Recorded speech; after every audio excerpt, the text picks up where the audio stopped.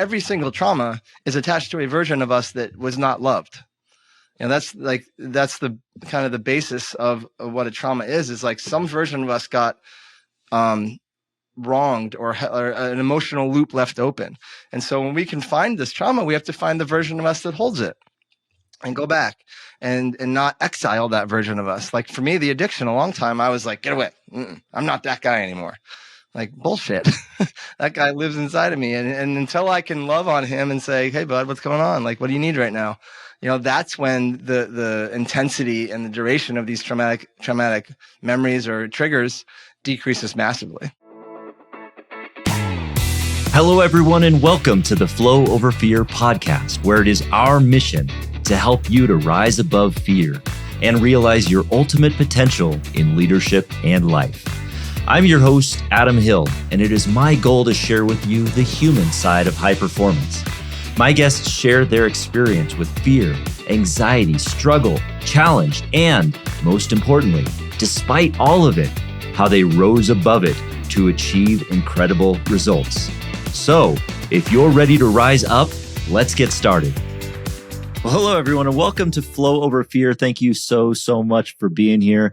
I have a great guest today, and we're going to dig deep into, a world of transformation and transcendence. And my guest today, Sam Gibbs Morris, is a speaker, a spiritual teacher, men's conscious relationship coach, retreat facilitator, and psychedelic guide. And he's the founder of Transcend Breathwork. Sam has aligned his life purpose with his gifts to hold space for other humans to heal and expand their conscious awareness by transcending their edges and enlarging their capacity to hold, receive, and experience the totality of their lives, becoming an unwavering, conscious, embodied presence in their lives. While he has been on a journey of spiritual awakening for his entire life, his journey to consciousness really started when his tennis career ended at the age of 23. And we'll dig into his story today and dig into what he's doing now to help and heal the world. Sam, I appreciate you being here. Thank you so much. Adam, so great to be here, man. Looking forward to this. Thank you so much for having me. I'm really excited to dig in. I know you have an incredible story, and you're doing incredible service to the world, by helping others through these processes. I know certainly from my own, recovery from alcoholism and everything, it's a battle. And I know you talk a lot about battles and how we fight a war. And I'd love to dig a little bit more into that. But I noticed that you have, in a lot of your content, you have, transcend, you drop the E. What does that all mean? I do that with a few words that I deem important. Committed, transcend. There's a couple others in there, but surrender is another one. Surrender is when it first came to me after I did my first Bufo ceremony, 5-MeO-DMT, and I was so deeply just smacked in the face with this idea and this embodiment of surrender, really. It went from being theory to actual, wow, just happened. So much so that I went home and I said, I'm going to buy the domain surrender.com. And it was taken, of course. Right. And so I'm like, how can I get creative here? And so I dropped the E out of surrender. And then it hit me wow, in order to fully surrender, you really have to drop the ego. You have to get the ego in check. In order to transcend, you have to get the ego in check. In order to be fully committed, you've got to get your ego in check. And so all these words that I spell without an E, and you'll see it through all my copy, is reminder to myself and to whoever's reading it that in order for this to happen, the ego's got to get out of the way. And not death. It's not ego death. I don't subscribe to the ego death, but I know but the ego does need to be kind of, right sized. Yeah, that's interesting. And I want to kind of expand on that concept because a lot of us think about the ego. A lot of us interpret the ego as something bad. Like we should, totally just avoid being an egotistical person or what have you. But what is the ego really, and how should we control it? Our ultimate survival mechanism. That's really that's all the ego knows one thing, and it's survive. Yeah. And in order to do that, a lot of times the ego will get very heavy-handed with a lot of safety, a lot of resistance, a lot of fear. And so what that can look like in life is, destructive behavior or self-sabotaging behavior, ruined relationships, FOMO, fear of missing out, like a lot of regret. And so, to say, and it is, the ego's got lumped into that, like, oh, he's an egomaniac, or that's egotistical behavior. And yeah, that exists. But the ego, when we back off of that, the ego is our survival mechanism. And when we can get it on our team, that's when I feel like there's two definite like sides of the ego spectrum. Yeah. One is, which I call the destructive ego, which is that heavy-handed, really kind of the running the show and ruining your life. And then there's the noble ego. And the noble ego is the one that's on your team, supporting you in all your behavior, supporting you in your purpose, supporting you in your mission, your relationships, your self-care, all that stuff. Yeah. So, and with regard to that noble, I love that concept, the destructive ego versus the noble ego, because it kind of separates it out for people. What does it look like to have a noble ego? How do we tap into that? How can we tap into that? Yeah. What it looks like. It looks like a lot of really like beneficial and good decisions. Sure. a lot of behavior that really like supports being a good human, being a really grounded, conscious man. Divine masculine is an example of the noble ego. It's when the unconscious is actually there. The 95% that's unconscious is actually there supporting our habits. So we have the reprogramming of the subconscious and the ego, and everyone's on the same team. Now, to get there, it takes, it takes the work. When we talk about like quote unquote the work, that's really what it's about. Is how do I get all systems in my body, all relationships that I have in a right and good and noble place, or a right and good beneficial place. That looks like, breathwork's huge, meditation's huge, journaling's huge. There's a great book called Existential Kink, which is about tapping into so in the book, she talks about having is evidence of wanting. So if you say like, oh, I struggle with scarcity, or my weight's an issue, and it's been that way for 10 or 15 years. So, and I've done all the things. I've gone to Peru and sat with ayahuasca, and I've talked to coaches here and therapists, and it's all still here. Is because there's some part of that ego, that nervous system, that actually wants that to exist because it's a safe, predictable, familiar place. Right. Oh, wow. So that's and I want to dig into all that, because there's a lot to unpack there. The breath work, the journeys, all the journaling, all that kind of stuff. But I want to kind of dig into your origin story a bit too, because obviously to do this work, you went through a lot of hell in your own life, and certainly that's the origin story. And being that this is a show called Flow Over Fear, I want to get into the kind of the fear aspect of it, where that showed up, how the Sam Gibbs Morris that shows up here today, how you originated, where you came from. Yeah. Thank you for the space. It's funny, when we first got on here, Flow Over Fear, I actually sit on the board of a consulting firm called 5 to Flow.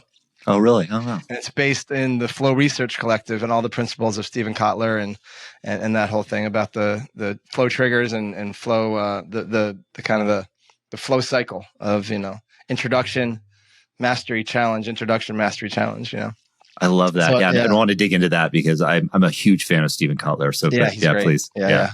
The Flow, if you get a chance, I don't know if you've done the Flow Research Collective. It's like an 8-week course all about flow. And it goes into all the things, like from like notifications on your phone to environmental distractions to all the things that take us out of flow. That sounds incredible. So my origin story.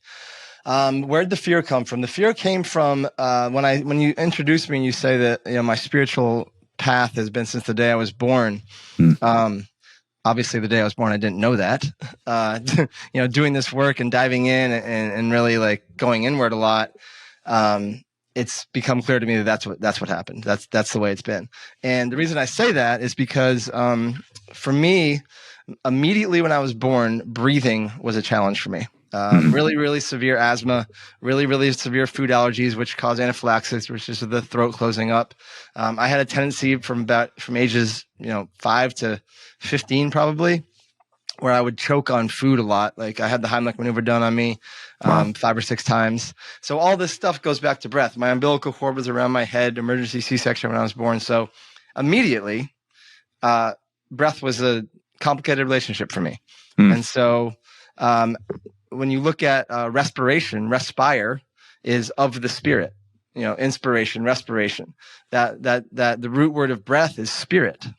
And so when we talk about a spiritual awakening, like a breath and spiritual awakenings and spiritual practices are directly tied to each other. So I had to, I pretty much was born on this path of respiration, of learning to breathe, of being able to control my breath. That's where the fear came from, is that, I would be in the hospital 3-4 weeks at a time, maybe twice a year, once in the winter, once in the spring. And I grew up in Vermont where the pollen was really, really heavy. And so, I remember one time I was like Little League baseball, so I don't know, 8 or 9 years old. And I ran around the bases. I hit a triple, ran around and ended up on third base, and I could not catch my breath. And to the point where my lungs stopped working and I passed out. And I have one memory of my dad in my dad's arms carrying me across the fields of the parking lot. And the next memory I have is waking up in a tent in the hospital. Wow. And freaking out. And so my fear was based in air.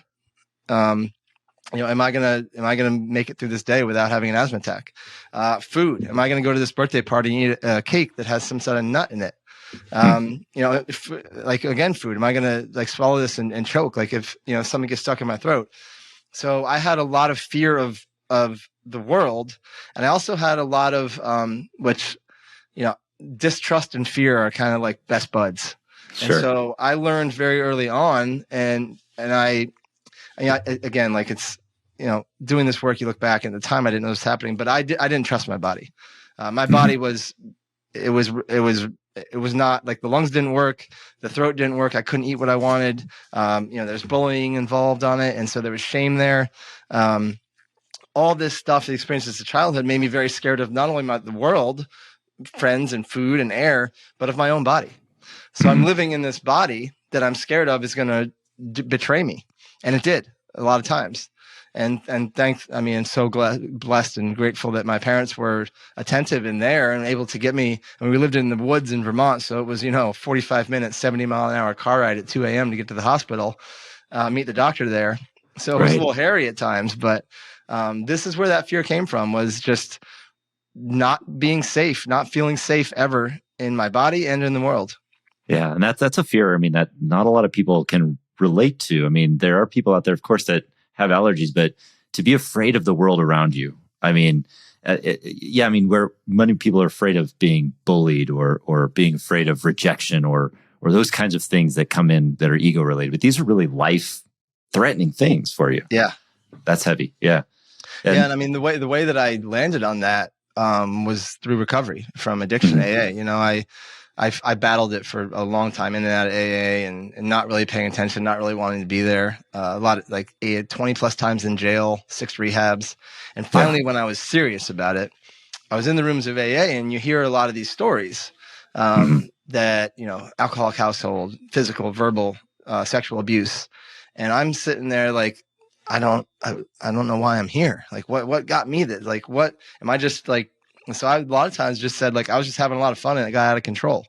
Yeah, that was the only thing I could land on as to why I'm in this room with these people that I don't really have much of a history in common with. Yeah. And again, they tell you, look for the similarities, not the differences. And I'm like, I'm looking and I'm not seeing much. So what it forced me to do was like, okay, so, there's a lot like childhood, very important. And it's like, okay, so at that point, 35, 36, you ask me about my childhood. It was amazing. I was a high level tennis player, ranked number 1 in the state of Vermont, went to college on a scholarship, skiing every winter, played a lot of golf, went on trips, like lots of love in the household, parties around, like wasn't really much to say that I thought was bad. And that's all true. That existed. And on the other side of it was what we just talked about. I was always scared, complete fear-based, several near-death experiences by the time I was 10 years old. Wow. Yeah. Yeah, and I'm so glad you bring that up because I share a similar experience, at least in, I came up in a very nice house, a great household. I had 2 parents who loved me. I went to college. On a scholarship for cello, for music, not sports, but it was just like this thing was, it was a great life, and it still led to alcoholism and self-destruction and like all of these terrible habits. And I was the same way going in and out of recovery. I was thinking to myself, I can't relate to these people. They had terrible childhoods, all this trauma. It was like this trauma envy that I had. Like, they don't have enough, so I got to go out and get more. Yeah. But, so anybody that's listening that may be struggling with that, it's like, I mean, we don't have to have the comparable traumas. I mean, we just, there's inside of ourselves. I don't know if this relates to you or if you can reflect on this, but is there something that, when we're dealing with our own trauma, is there some process that we should be going through to rationalize it or to justify it or validate it in order to get the healing we need? Mm-hmm. That's a really great question. I think that what I'm seeing in that question is the attention to it. I think justifying might mean like it kind of takes on like a victim thing. Like I should be this way. I get to be this way, and victim, like I think everybody goes through the victim phase when they first start looking at their traumas. Like, of course I'm like, what? I'm like this because of that. And, and as you move through that phase and into the ownership, like this happened for me. And, this, again, the levels of consciousness around it. I think that in order to fully address and clear these traumas, you can't look away.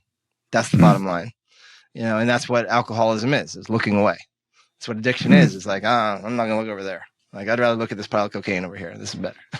Right. And so, when it comes time to do the work, you got to hold that vision. Like I always say, stare that SOB in the face and don't blink. Stare that monster in the face, and that SOB is going to blink first. And this is what, we can get into the talk about chief archetype, king archetype, warrior archetype. The one basis of all these is do not look away. The true king does not look away from his kingdom, from himself, from his women, from whatever it is. And that's when it comes to trauma and healing this trauma, because it's never going to go away. Like there's the big effects in the trauma. Yeah, that goes away. But I mean, right now there's some stuff coming up for me right now, and it's not nearly as big as it was 11 years ago, but it's still there. And again, it's like, I can say like, oh, I'm so tired of this, or I can say, okay, let's go. Like, it's another opportunity for me to expand and ground and tap into what the next evolution of me is. So it sounds like you never get over it. You never get over it necessarily. You have to work with it. And once you have the tools, you can work with it and you can face it. Yeah. And I think, you do get over it. Like you do get over it in the sense of like, it doesn't make you a victim anymore. It doesn't control your life anymore. And like when the topic comes up, whatever it may be, you don't get sad. Like you're like, oh, like you can hold it in your body. You have the space and the capacity for it to live, because every single trauma is attached to a version of us that was not loved. Yeah. And that's the kind of the basis of what a trauma is like some version of us got wronged or an emotional loop left open. And so when we can find this trauma, we have to find the version of us that holds it and go back and not exile that version of us. Like for me, the addiction, a long time, I was like, get away. I'm not that guy anymore. Right. Bullshit.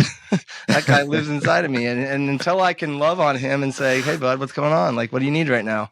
That's when the intensity and the duration of these traumatic memories or triggers decreases massively. Well, yeah, you said something about bringing love to it, and I think that really caught my attention, because I've heard that a lot recently. Yeah, within our pain, within our challenges, within the things that hurt us, I've heard a lot like bring love to it. Can you expand on that a bit and like just talk about maybe how we can do that? Yeah, it's inner child work, it's parts work, it's looking at so shame, for example. Let's use shame. Shame starts when we as children feel rejection or humiliation around attempting to meet a basic need. So for me, it was breath. I'm trying to breathe playing basketball or even just walking around the hallways. And, I have to pull out my inhaler as an 8-year-old. And the kid next to me makes fun of me for using my inhaler. Immediately, I feel humiliation and rejection because I'm trying to breathe. And so therefore, I must be wrong. Shame on me, shame in me. Like there's something, I am broken. I am different. I am not that. So that version then gets closed off. Like I shut off that version of me. Like, oh, close down. Like can't, no. And then when it's time to go heal that, when that comes up again, that version of me, the Little League Baseball, the kid that woke up in the tent, I routinely to this day go back and grab that kid's hand, give him a hug, and say, we're gonna walk out of the hospital right now. And that's love. Like, show him that, like, it's safe to be out in the world, and look at who we become. Like, look at what we get to do. You know, you don't have, and I lived in that hospital room for decades. Yeah. You know, to the point where I would actually, there was a period in especially during my addiction, but like, if I had to have surgery, there was a part of me that would celebrate, because like, I get to go to the hospital. Awesome. You know, because it was the only place in the world that felt like safe for me from the environment and from other people. And not to mention, like, when you're in hospital, you get a lot of attention. And so another thing that came from all that is that struggling essentially became a love language for me. Like, that's my, you know, I would create chaos and struggle in my life because I recognized my little kid imprinted that, you know, again, a lot of love in the household, no shortage of that. And when I'm having an asthma attack, there's a little extra. Yeah. And so going forward in life, it's like, oh, when things are calm and peaceful and good, and I got money and the girlfriend's good and the career's good, it's like, you know, I don't know about this. Like, it doesn't feel, I don't feel the intensity of the love right now. So I drop a grenade, sabotage. Wow. So sabotage. So when we talk about going back, I'll close with this. When we go back to working through this traumas and the love piece, you know, you're going to find a trauma. Like, okay, I have a trauma from X. Okay, how old were you when you first remember that happening? Probably 11 or 12. Great.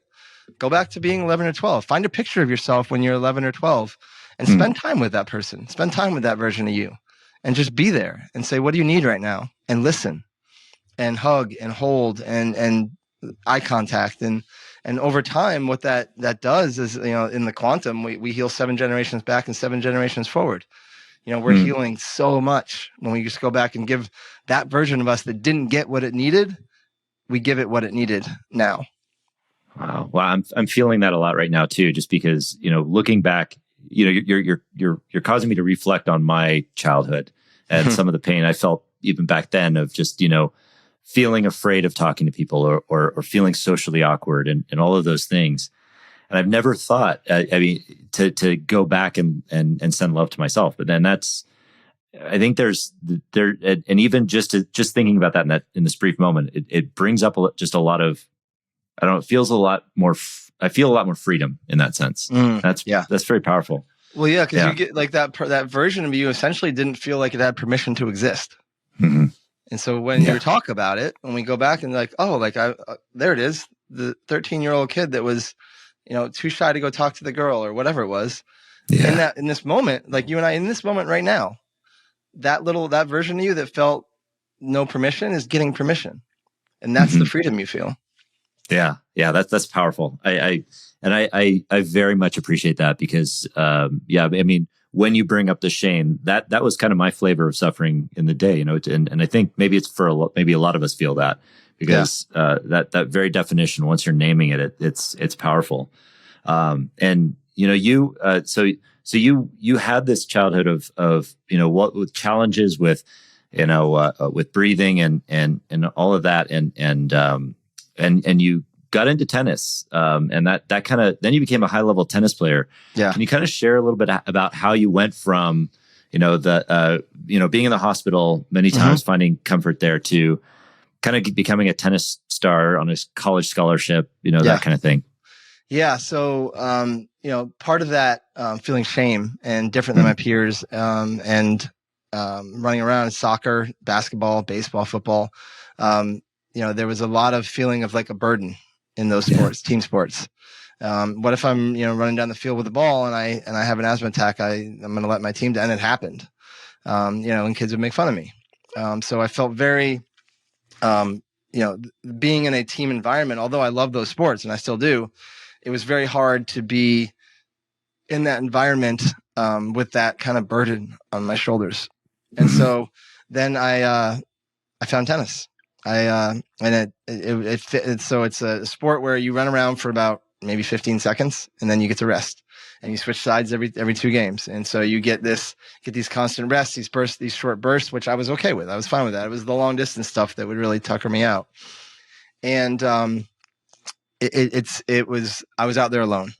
So I didn't have like that noise in my head about like, oh, basically you suck, like you're different, you're broken, all that stuff. And, you know, it turns out that I had good hand coordination and I was fast. And so it all things aligned, and it was, tennis was my first love, a saving grace of mine. And also, as most things, there's a bit of a shadow side to it, is that it covered up for a long time some underlying stuff that then when I stopped playing tennis came rushing to the forefront. So it became that became kind of your addiction or your outlet. And I wouldn't even, I mean, it's really hard for me to say an addiction because there wasn't anything destructive about it. And it got me to a lot of good, like I got a lot of travel out of it. And there's nothing really bad about it. I just know that and it was everything I needed, and then when it was time for tennis to go away, it was time for me to look at some other things that kind of catapulted me into, it was the rite of passage for me. Was tennis going away. And, tennis was, I was from the moment, very early on, I don't remember ever not, but I was going to be in the Pro Tour, follow Andre Agassi and Pete Sampras. That was it. And then I got to college my freshman year and I was playing basketball and blew out my knee, playing in Greek league basketball. And so that was my first, in 15 years, first time not consistently playing tennis. And it was real hard. Emotionally, mentally, and also I kind of saw what life was like without having that, because I was all about it, train in the morning, train in the afternoon, go to sleep at night, never drink before a match, never, really, really buttoned up and dedicated to this. And I got a glimpse of what it was like to, chase girls around college and drink beers and have fun. And I was like, so that looking back, I can say that was probably the first point when I was like, I don't know if Pro Tour is going to be for me, because I practiced when I was in high school. A lot of the professionals would come to my high school to practice, and that dedication is woof. With the cello, you get to a certain level, it's like you got to make a choice here. Absolutely, yeah, and that feels true with anything. And I mean, I feel like with cello and triathlon or tennis or anything like that. Yeah, competing at a high level, it requires everything that you have, and almost to that point where you can't be active in that stuff. So yeah. So when you blow out your knee and you couldn't play tennis anymore, and no, so I that was my freshman year, and so that was the winter. So I had the ACL surgery, and then I missed my freshman year. I came back and I played on the team again, sophomore and junior year. I was number 1 on the tennis team in my college, and then my senior year came around, and I was a late birthday, December, and then I also did a 5th year of high school. So I was essentially a year and a half or 2 years ahead of most of my classmates. So senior year in college, I was 22, 23. And so, at that time, I kind of missed the boat on the Pro Tour. And so the tennis coach calls me into his office one day. This is halfway through the season, senior year. And he's like, Sam, he's like, you're here, and I'm not gonna take your scholarship, but you're not on the tennis team anymore. You're burnt out. Wow. You've been doing this every day for 20 years, it's, or 15, 18 years. You're burnt out. It's okay. I understand. You're more interested in the social scene and you're about to graduate college. I understand. I get it. But the tennis career is over. You're not really bringing much to the team. And he was right. At first I was like, oh, this is not good. And then after a second, I was like, yeah, I feel it too. I'm not into this anymore. Yeah. And that's that kind of, I'll call it what it was, a void left by tennis got filled with drugs and alcohol. And from that point forward, it was a kind of a build up for maybe 2 or 3 years of just hard partying, no real consequences. But then at about age 25, 26 is when it started to get pretty rough. Yeah. That's the insidious nature of it. I mean, it always feels like, it starts out as, it doesn't feel like you don't have any indication that you're gonna be a problematic drinker or a problematic drug user or anything like that. I mean, I don't know if this was the case with your parents. My parents didn't have any alcohol in the house. They had 2 Coronas in the fridge that were for guests, just in case they wanted booze. Yeah. So it's starting to drink. I don't know. Did you get that impression that you just didn't? Did you feel it right away? Did you feel like this is going to hit me? Yeah. No. I mean, so my parents, they were wine drinkers, and my dad was, drink rum, and my parents were partiers, but it was always, there was never it wasn't a bad thing. There was no, it was just, again, it was parties. My birthday was parents' birthday, and summers were full of concerts on the lawn. And that being said, there was no alcoholism or addiction that I was following. maybe a couple generations back, but I was the first one in the family that was like, this is full blown alcoholism. And at first, I actually didn't even think about it. I was amazed an alcoholic until 35, almost 12 years in, and looking back, I can say now, that was not normal behavior. But in the moment, no. I mean, one is all my roommates we were all doing the same thing. And but then you look at it and there's one or two incidences where I was kind of known as the party guy. You want to have a good time? Go out with Sam. So at the time I'm like, yeah, woo, rock star.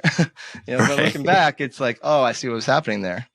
Yeah. And then over time, it gets, like you said, it's a lot of fun with maybe one or two problems, about half fun, half problems, mostly problems. That was it for me.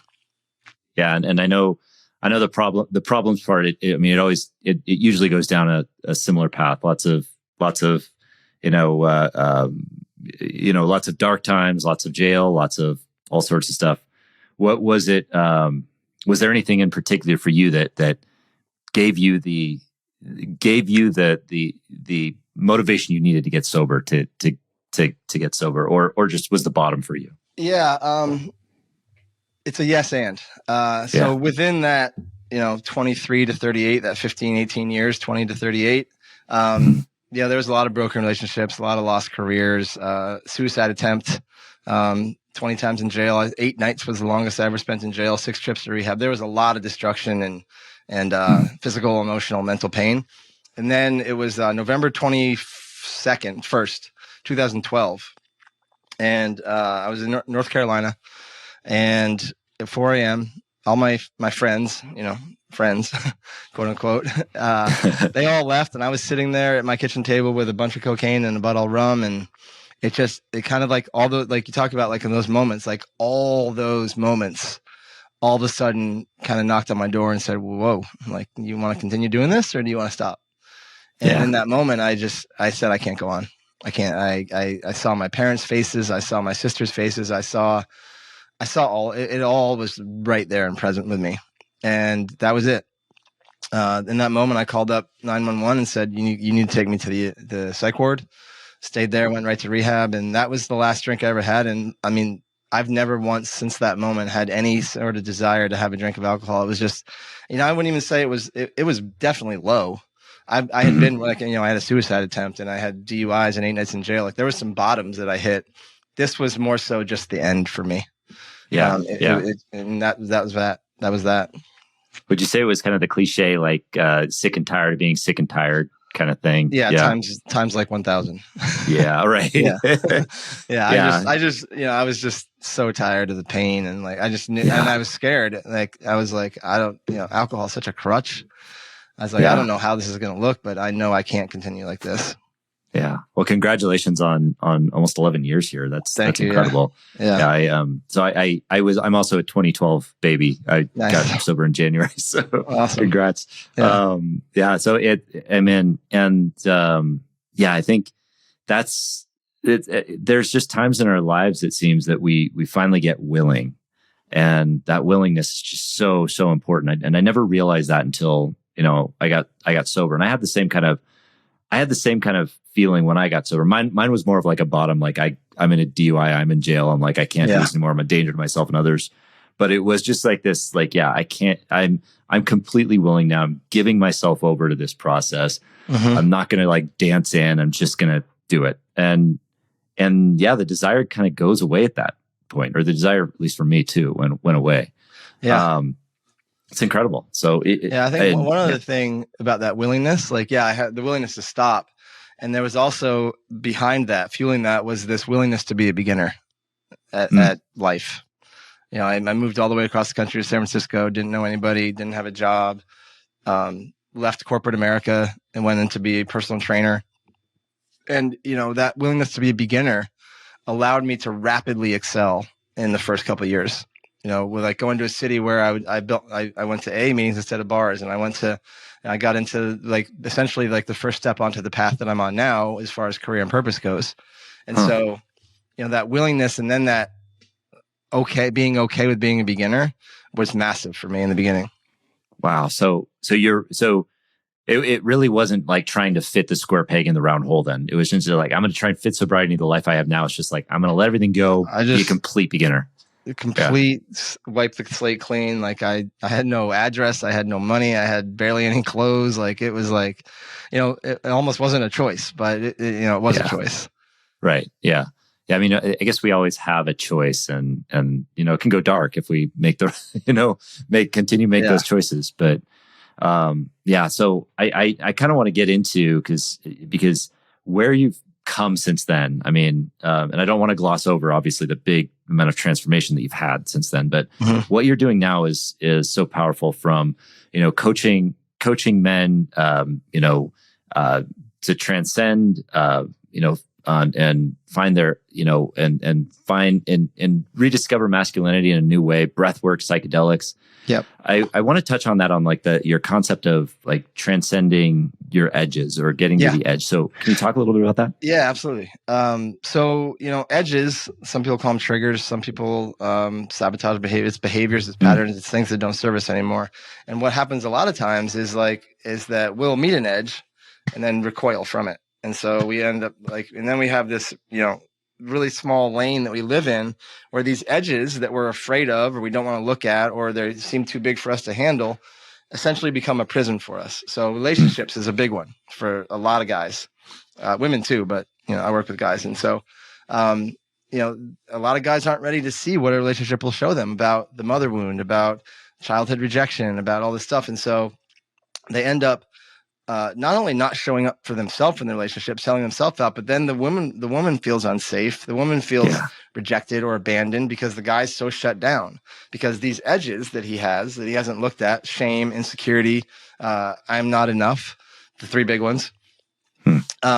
He can't break free from those stories. So that's how he shows up. And so when I say transcend your edges, it means basically go out to that edge and stay there for a minute. Go out to that edge and stand on that edge and don't look away. And what that does is then it allows that edge to soften, and you build the muscle, you build the capacity in your nervous system. It really comes down to nervous system. How well are you able to get to that edge, become dysregulated, and then bring yourself back into regulation? Vagal toning, breath work. There's so many things you can do. And so what happens when you stand on that edge and that's when you transcend that edge, because then the edge pushes out. So now you have this lane that you were in before because of all your insecurities and traumas and all that. Every time you do this, it expands. And so within that lane now, what gets to go there? Your life, your woman, your kids, your career, your purpose, your whatever. But when you have only this much room to work with, it's not a very exciting existence. Yeah. And it sounds like that it's living in a comfort zone, and the more we're trying to live in that comfort zone, the more that comfort zone is collapsing on us. Right. Yeah. I mean, comfort zone. I wouldn't even say it's that comfortable, because no, it's but I get what you're saying. Yeah. The thing about it is that back to the ego, is that the ego thinks the ego makes up that's doing what you need to do to survive, because it's familiar and predictable.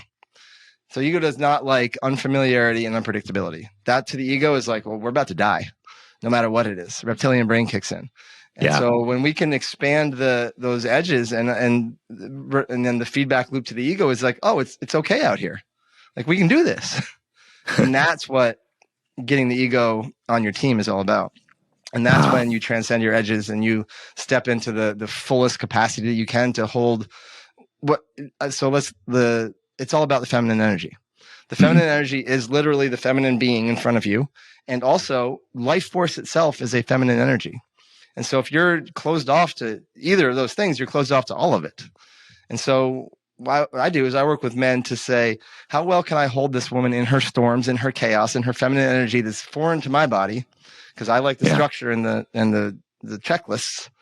How well can I create a culture in my relationship, a container that all of her is welcome? The joy, the pain, the pleasure, the ecstasy, all the things that women bring. How can I stand there, be with her in the darkness, in the depths, in the light, in all of it, and hold my ground and hold my pole, my masculine frame.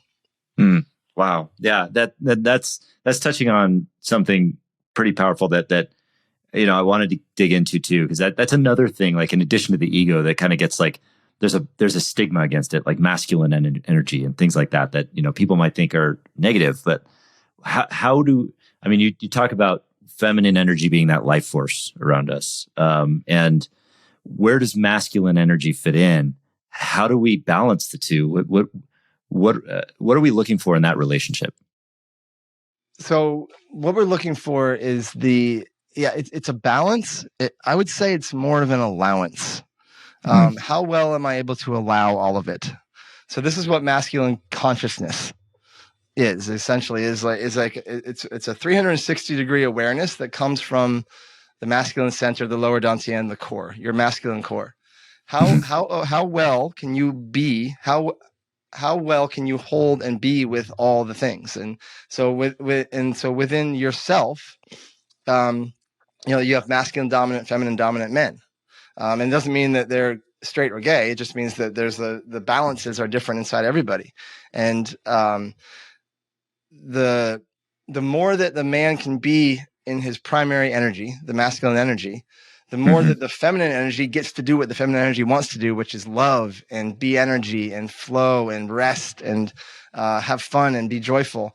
And then the balance or the allowance is like, okay, the masculine energy is there. I do this a lot, like with my clients, where it's, if you're listening on the radio, it's like a horse stance is like a qigong thing where you're thinking about the container that you're holding and what spread your arms out and what goes in front of me. What am I aware of? What am I allowing? What am I creating? What am I holding the standards of? And that holding that allows the feminine to be present in all of her glory and all of her ecstasy and playing and pleasure and joy. Wow. So that's helpful, because I know that there's this battle between like we have to be one or the other, or at least maybe that's the interpretation I'm feeling, like that there's only toxic masculinity, or there's only like this and some kind of harmony there, or allowance. I like that word, allowance, for it. I feel called to say that toxic masculinity, that's the problem, is that word, that frame or that lens that we put on it. It's wounded masculinity. It's unintegrated masculinity. The behavior itself appears toxic and it's destructive, but the masculine himself, he is not toxic. He is wounded. He's been unheard. He's been unseen. He's never mattered. He has his stories running wild. And so to heal that masculine, that's when you step into divinity. That's so powerful. And it's just a subtle change of phrase there that is so meaningful, though, because it's demonstrating it. And I think that it's easy just to dismiss something as toxic. Yeah. But it's more productive, more healing in nature to get curious about it and find out how we can, dig in and make the right relationship. Yeah. Yeah. And I think that, let's just be real, that there's a lot of men in the past, like historically, a lot of men have bred that toxic masculinity. Like they've created an environment where it is quite toxic for feminine to be present. And now the pendulum is swinging and all of the things are changing. And, women, because of that, have stepped into this arena of personal development and transformation at a more rapid, intense, committed rate than men have. And so the men are now almost falling behind in relationships. And this is what I do, is like the women are calling for the men to say, hey, like, come on, come over here, like get with it. And the men are like, oh, I don't know, like it's scary, like I don't know, or I don't need to do the work, or I'm good, like I provide the money, I provide the house. Like there's a lot of like little insidious little stories and programs that are still hanging on that are keeping men from really truly showing up in their relationship on a much bigger level than breadwinner. Yeah. Yeah. So when men come to you for help or coaching or anything like that, who is typically coming to you, and how, in what ways are you working with them to help them get to that point that they want to get to? Yeah. So who typically comes to me is a man that his wife has seen my things on Instagram. and so I always have a good deep conversation about, do you really want to be here, or are you here because your wife wants you to be here? Because if it's for the wife, it's not going to work. Right. Like, you really have to, like, if it's a no, okay, but like, let's be real. I get guys that, they're not necessarily new on the spiritual or transformative path, but they have a little bit of the language, they know what to do, and they just can't seem to break free from the DNA in their body, or not having the DNA, but the epigenetics maybe in their body of what's holding them back. And a lot of it is intimacy. A lot of it is connection and communication with their feminine partner. And like I said, like, a lot of these women are already in the arena. Like, women have been built for this forever. Like, they've been sitting around, witches sitting around cauldrons, and women in bathrooms at bars. Like, they've been doing these little women's groups for centuries, and men have just been like, no, lone wolf warrior.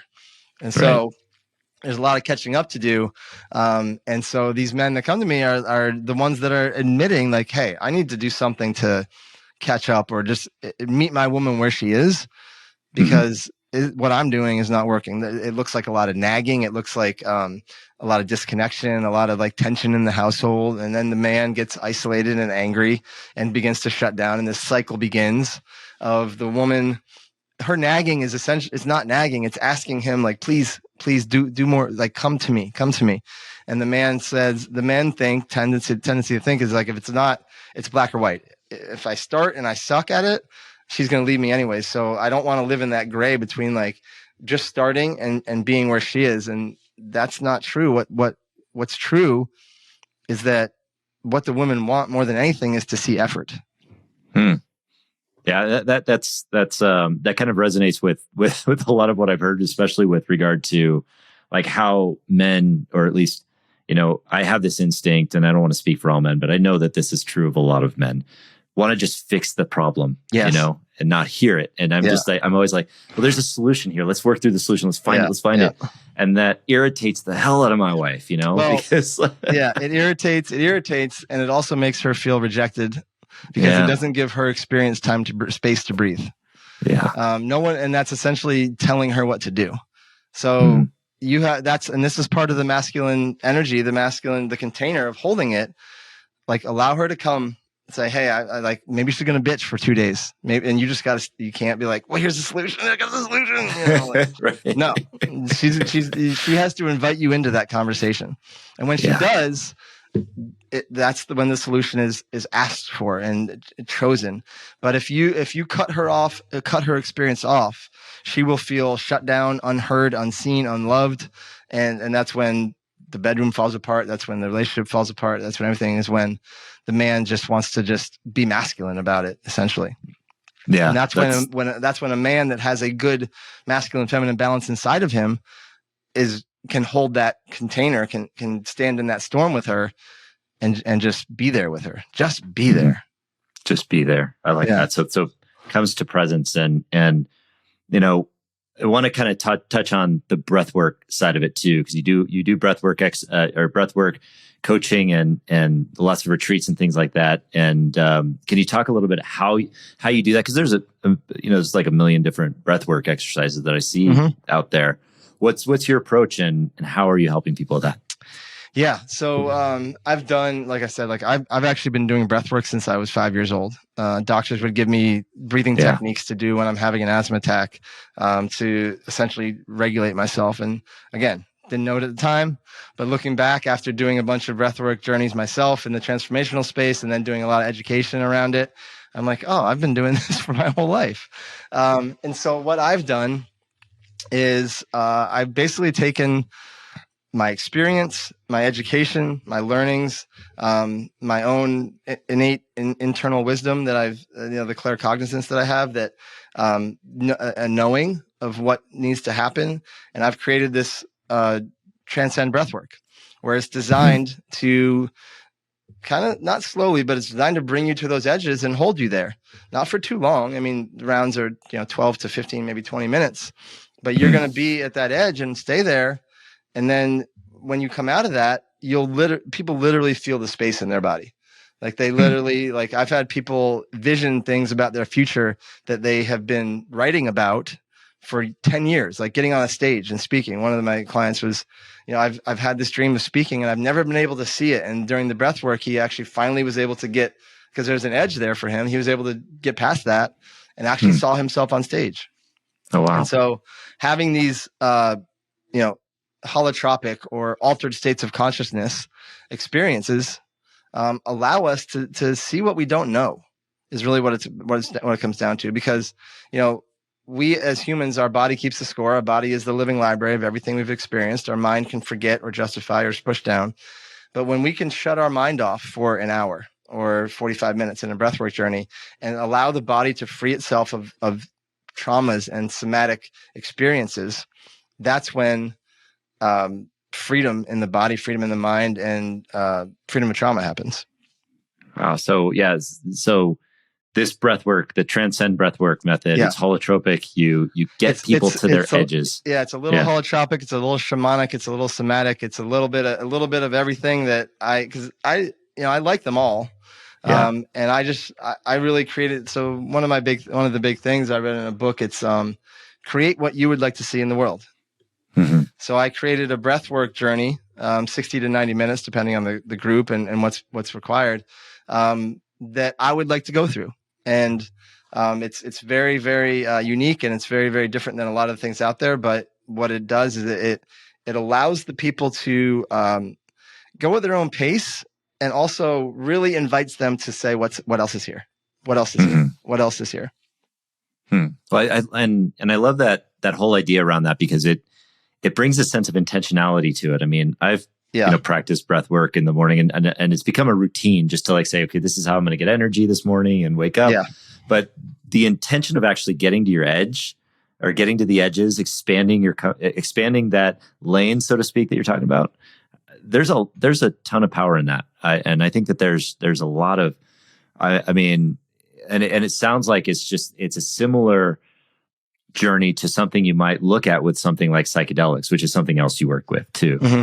Is that fair to say? Yeah, absolutely. I mean, it's, you can reach a pretty psychedelic state through your breath, because when you do, so the breath work in the morning, the Wim Hof or the other stuff you do in the morning, that's great. I mean, it sets you up for the day. It regulates you. When you go into these hour-long journeys, what happens is that, and a little bit in the Wim Hof in the morning, but what happens is that your body gets flooded with endogenous DMT. Yeah. So you have essentially tapped into the God molecule that's produced in your own lungs. And so you're having a psychedelic experience produced by your own breath, produced by yourself. And I think that's where a lot of the power of breath work lies, is that you can't say, oh, it's because I was drinking ayahuasca or eating mushrooms. No. This was all me. This was all my human body. And there's no thing that I can say, oh, that was just the mushrooms. No, it was all you. Yeah. Yeah. I love that approach, because I mean, even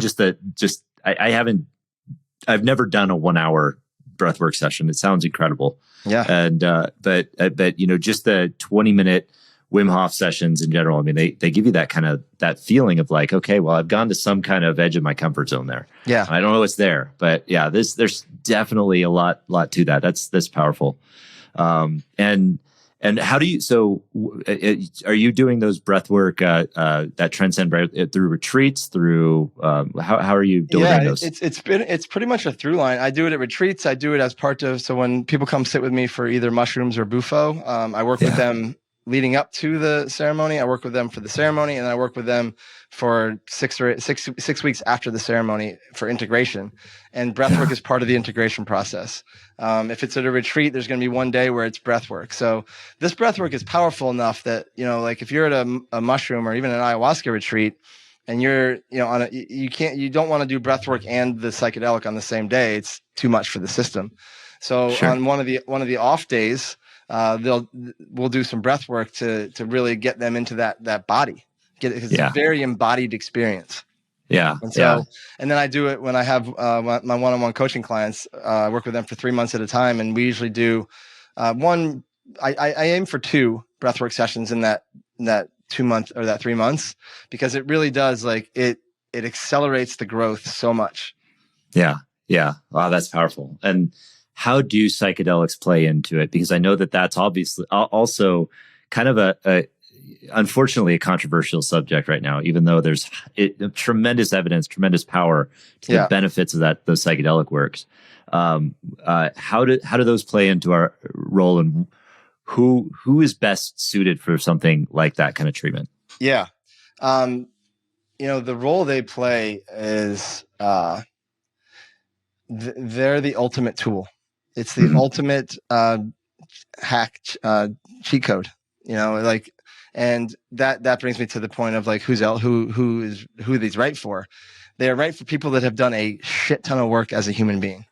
I did 15 years of work as nothing, just me, therapies, 12 steps, like whatever it was.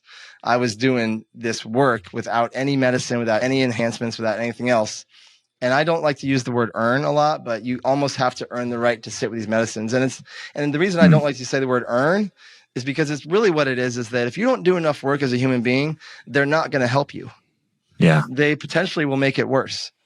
And so the people that are eligible for this are the people that have really handled and looked at all the things that as a human being, they are absolutely aware of, they know about. Depression, anxiety, addiction, marriage problems, whatever it is. And they've gotten to the point where they've hit the glass ceiling. I've looked at everything I can possibly think of. So there's something, what's going on there is there's something I'm either not seeing, not knowing, or not feeling. And so these psychedelics will open up your world to what you're not seeing, knowing, or feeling, and allow you to see, know, and feel what it is that's going to get you to the next level. So if your trajectory is, upward, when you've gone for the 5 or maybe 10 years or 3 at least doing the work, and introducing the psychedelics at the right point will hockey stick your growth. It'll send you on a new trajectory that you didn't even follow because you stopped operating in everything you know, and you were open and willing to see what you didn't know. So like depression, great. I know that depression is a thing for me. I experienced depression. And I experienced depression again, and I experienced depression again. Okay, great.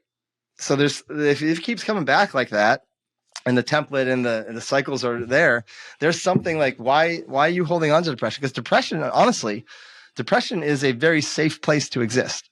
So okay, maybe I'm afraid of I have a real thing that people are evil and I don't want in the world. So what I'm going to do is I'm going to get depressed so that I can stay in my house.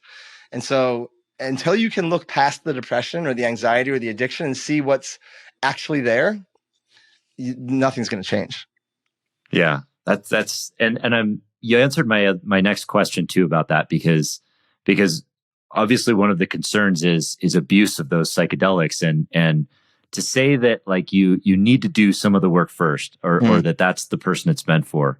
That's pretty powerful. I've been intrigued about psychedelics for for the last few years, just reading and listening to things. And quite frankly, they were always something I was truly frightened of. I never did them in college because I was like, I'm prime number one for a bad trip because I have anxiety. Yeah. It's like an 8-hour trip and I don't want to have an 8-hour bad trip with my friends. So it's people, for people who did the work, is there anybody that's, in that scenario, should we worry about a bad trip in that sense? No. I would say that it is something that is, so the reason I say no is because I've never seen it. Because what happens with bad trips is that either the set and setting was wrong, there was an expectation that you had, and it didn't get met, or you weren't properly prepared to do that. So with all those things being taken care of, proper set and setting, proper facilitator, proper intentions, not expectations, and doing the proper prep work, there's no risk of a bad trip. You're only going to be open to and the knowing that you're going to get everything you need, not necessarily what you want, and being open and willing to say, okay, I know I need to see what I need to see. And that is where you take a bad trip off the table. Gotcha. Yeah. So, really just be open-minded to the experiences. And you've mentioned in a lot of, your, in what you've talked about it, that it's not necessarily the trip itself, it's the integration process afterwards. It's all the work you're going to do after. Yeah. So can you kind of expand on that a little bit? So, it's not just the integration. I believe there's three phases to any psychedelic ceremony, any breathwork ceremony too. It is the preparation, making sure that there's no stone left unturned, leading up to and that's why I work with people for 3 weeks before the ceremony, because I coach you through whatever's coming up for you. Because really what's happening in those 3 weeks is that the medicine is tapping in and saying, this is what you need to pay attention to right now. And to cultivate the awareness around that sets you up for full knowing, full comfort, full safety going into the ceremony. That gets 100% of our attention. The ceremony itself, it's either it's a 5 hours for the bufo, it's a full day for the mushrooms. I do 4-day retreats where we go deep into the breath work, the mushrooms and the bufo. Whatever the ceremony looks like, that at that moment, 100% of our attention. And then we get to integration, where integration is, I'm not going to say it's more vital than any other, but it is very, very important. Because I've met people that have had these experiences and then had nightmares for 2 years because they never had a place to integrate what happened in the ceremony. Wow. And integration, a lot of people think, it has to be journaling, meditation 4 hours a day and walking in the woods. Like, integration, really? How well do you get back into your life with this new information? How adaptable do you remain? How aware of your old patterns do you remain? How willing to change are you? So it's not necessarily like, how do I get to like stay in a retreated place, but it's like, how well do I go back and be a better human? Because if we're doing all this work without the intention of like, I'm working to be a better human here for myself, for my loved ones, for everybody, that's what integration really is. There's no right or wrong way to do it. The only wrong way to do it is to not do it. Yeah. But other than that, it takes, 3 months, 6 months, depending on the psychedelic you're doing, but giving it the space and giving yourself the compassion and the grace to allow to be witnessed first, and then to allow and realign everything. That's what integration is. Wow. Yeah. And so from what I've seen and just what I've researched is that there are some incredible transformations that come from that psychedelic work. Is that what you've seen as well in your work? What I've seen, what I've experienced, it's absolutely the most life-changing thing I've ever done in my life. I've ever done. And I say that because I did a shit ton of work as a human being before I got there. Like I didn't for sure. Yeah. I didn't leave rehab and go right and start doing psychedelics. Like I would not recommend that. Yeah. Yeah. There's so much more I want to dig into on that, but I know we're at the top of the hour here and I want to be respectful of your time, certainly. I got time. But no, I'm so grateful for it. And I guess I want to make sure that people know where they can find you, how they can get in touch with you, how they can come to some of your retreats and do some of your breathwork stuff. Where can people find you? The best place to find me is Instagram, at Sam Gibbs Morris on Instagram. And then from there, I have links to all my other stuff. The three things I do are, I do bufo ceremonies. So that's the 5-MeO DMT. I do mushroom ceremonies, and these are all both one-off. And then I do these 4-day retreats where you come in, you do breath work on the first day, we do bufo on the second day, mushrooms, and then the fourth day is all about this integration where I call it the integration accelerator, where we get you all these practices and rituals in place so that you can go and really land back in your life. And then beyond that, I also do the one-on-one coaching containers for men. That's amazing. And so can you kind of touch on what the difference is between, say, doing the bufo, the mushrooms versus the breath work? If I'm indecisive on that, where do you go? Again, breath work it's a support. It's very important. It's very useful. It doesn't quite get you to where a bufo or mushrooms will get you. So that's why I do it on the first day is really what it does is it opens you up. It opens up the container. It opens up you. It shows you some things. And then we go into the bufo, which is a very fast acting 20 minutes intense. Mm-hmm. It's the most intense psychedelic on the planet, and it only lasts about 20 minutes. And then we go with a full mushroom day the next day where you get time to be in the psychedelic space and really process through. And I help you, I coach you through, and I'm there with you the whole day, walking you through everything that's coming up and guiding you along the process. That's incredible. So it's a journey through those entire 3 days, like with different substances, different intentions. And is that with a group of people, or is it just kind of one-on-one? What does that look like? It will be a group of people eventually. Right now, they're just one-on-one. Nice. I need to find a co-facilitator to do it with a group of people. So sure. And that's for safety and being able to handle that. But I'm looking at next year launching it for it'll be like 14 to 16 people. and we'll maybe go to Costa Rica or something like that. Right now, these are like I see a lot of value right now in the private, because it allows the person to come and not have to worry about other energies, the commingling of a wife or a friend or even a stranger. It really allows that person to be, the tension's there, and they get to really relax into their own energy and see what's there for them.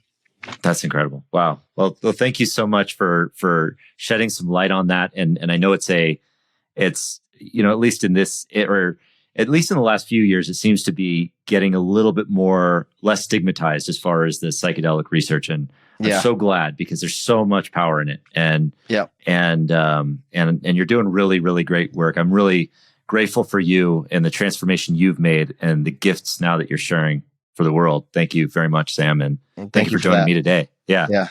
Thank you. If you'd like to reach out to Sam, or if you'd like to get in touch with him, at Sam Gibbs Morris on Instagram. Yep. That's going to help you find anything else. And thanks for being here, Sam. And Adam, thank you so much for having me. It's such a great conversation. Thank you. Yeah, thank you. And hopefully we can go a little deeper next time. I appreciate it. Absolutely. All right. And to everyone else out there, thank you so much for being here. We will see you next time. Hey, everyone. Thanks for tuning in to the Flow Over Fear podcast. If you'd like to learn more about getting into flow and learn the foundations of flow, I have a free video series on my website at www.adamcliffordhill.com called The Foundations of Flow. Feel free to go there and download it and start your journey to rising above fear and achieving greater flow in your life. And if you like this episode, and I'm guessing you did if you stuck around for this long, then please do me a favor and hit the subscribe button, and you will receive notifications when I have new interviews, new recaps, and new trainings that pop up on YouTube. Thanks again for joining us.